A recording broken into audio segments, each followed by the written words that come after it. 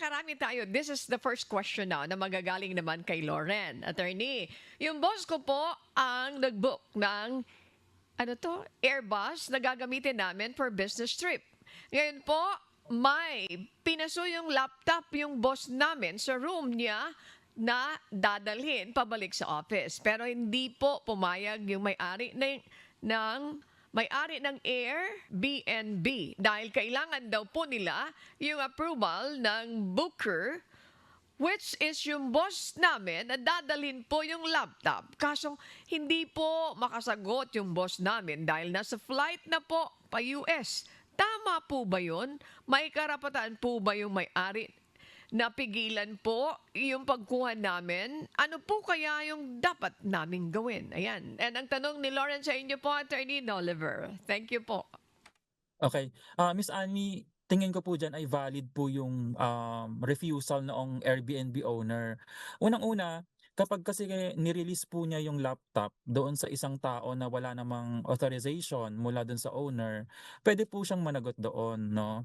So, una, tingnan po muna natin diyan, ano ba yung written policy noong Airbnb owner with respect doon sa mga bagay na naiiwan doon sa unit.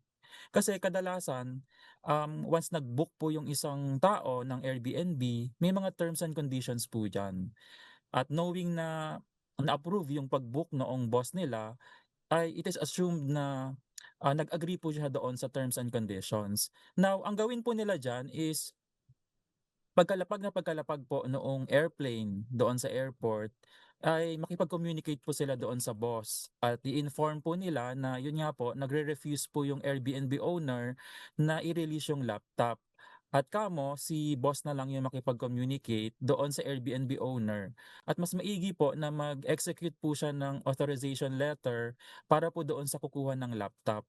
Well, ideally, dapat sana pwede po itong daanin sa barangay. Pero knowing na 'pag nag-i-schedule ng hearing, halimbawa unang hearing, matatagalan pa, then ang pinakamabilis po talaga na remedyo dito ay yung boss po mismo yung kumausap.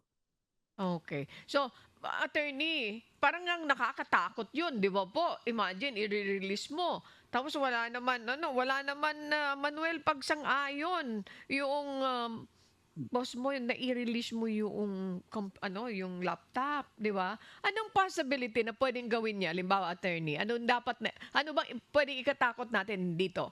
Pagka kinuha yung laptop, anong puwedeng gawin diyan sa laptop na 'yan?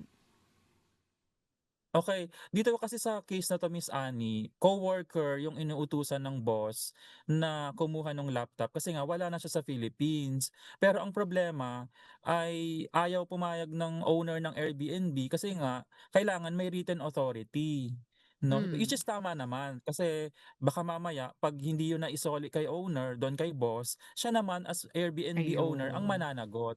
So kailangan talaga ayun. may written authority o kaya directly ang makipag-communicate yung nakaiwan ng laptop, which is in this case yung boss.